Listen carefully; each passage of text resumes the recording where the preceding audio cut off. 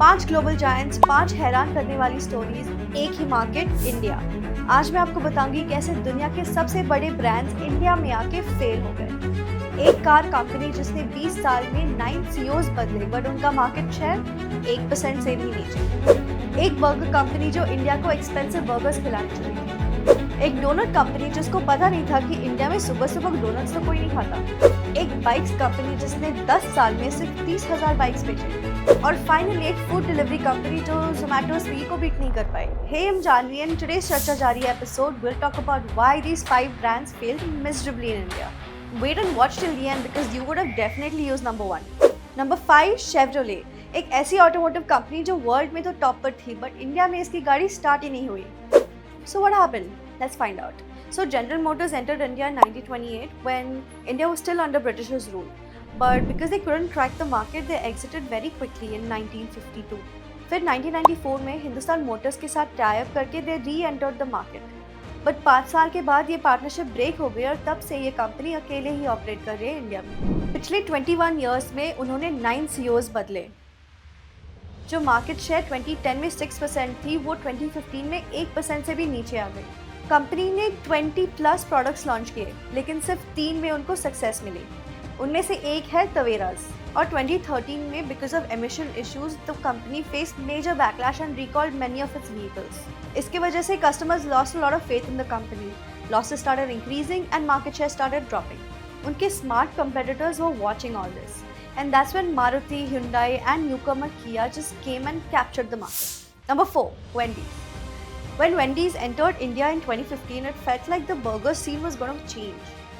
2500 square feet का restaurant, premium burgers और एक global tag, सब कुछ perfect था। But India ने Wendy's को surprise कर दिया। Let's find out how. Wendy's ने हर चीज़ में इंडिया को अमेरिका समझ लिया।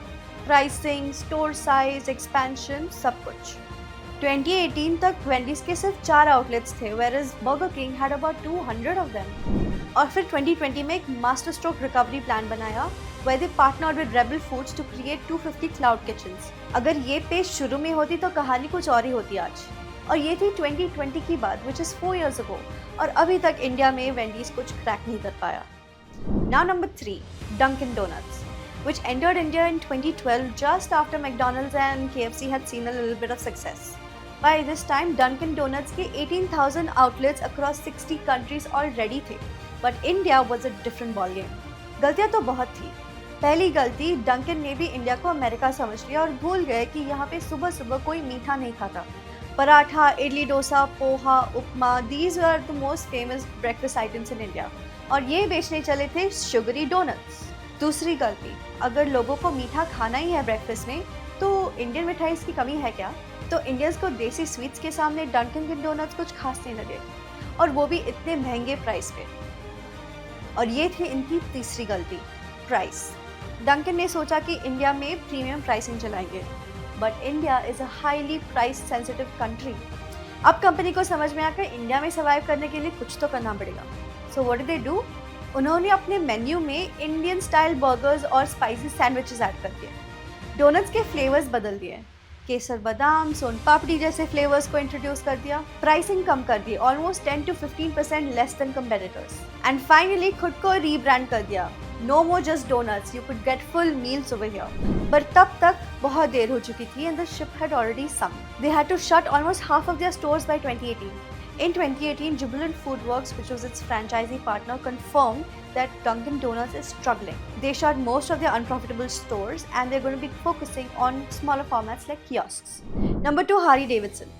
इंडिया में हर साल almost 2 crore two-wheelers बिकते हैं. In 2019, Harley Davidson sold only 2,600 bikes and by 2020, it sold 100 bikes. अब इसको कंपेयर करो रॉयल एनफील्ड से जो हर महीने 27,000 बाइक्स बेचती थी। Harley sold a total of 27 bikes in a span of 10 years. ऐसा क्यों? There are 5 reasons. Number 1, again pricing. Harley की सबसे सस्ती बाइक थी 5.3 lakhs और सबसे महंगी थी 50 lakhs. Middle class India can not afford this. Number 2, taxes की बहुत प्रॉब्लम थी। Import duty थी 50%, GST 28%, cess 3%, which brings the total to 80+%. तीसरी problem, market size. Sure 2 crore bikes बिकते हैं इंडिया में हर साल, like I said before, but इनमें से सुपर बाइक्स कितने पता है? 10,000. And this is way too less a market for a giant like Harley Davidson. Fourth problem, competition. India में रॉयल एनफील्ड जैसे ब्रांड्स ऑलरेडी थे और वो काफ़ी पॉपुलर थे. Last problem, it's strategy. Harley used to get its parts into India to assemble over here, but ये model sustainable नहीं था. दूसरे कंपेटिटर्स ने लोकल ब्रांड्स के साथ टाई अप किया था to do the same. For example, Triumph ने बजाज के साथ, BMW ने TVS के साथ. इन सब की वजह से Harley Davidson finally decided that India is not my cup of tea. It partnered with Hero MotoCorp and gave the selling rights to them. Number 1, Uber Eats.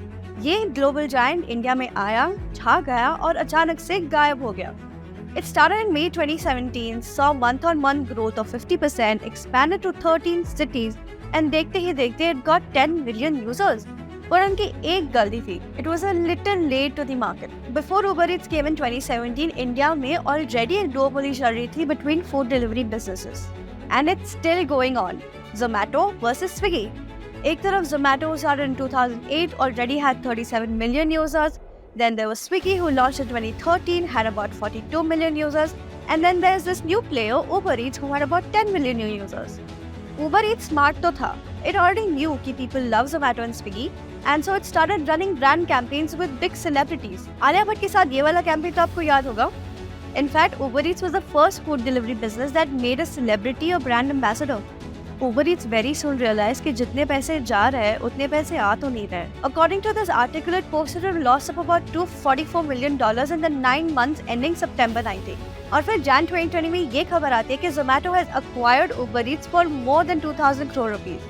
तो ये थी Uber Eats की कहानी. ये पांचों ब्रांड्स इंडिया में तो नहीं चले, but they're quite successful outside of India. अब आप हमें बताइए कि इन पांचों ब्रांड स्टोरीज में से which one did you find most surprising? Let us know in the comment section. If you like this video, share it with your friends, like, share, subscribe to our channel, and we'll see you in the next episode of Charcha Jari Hai.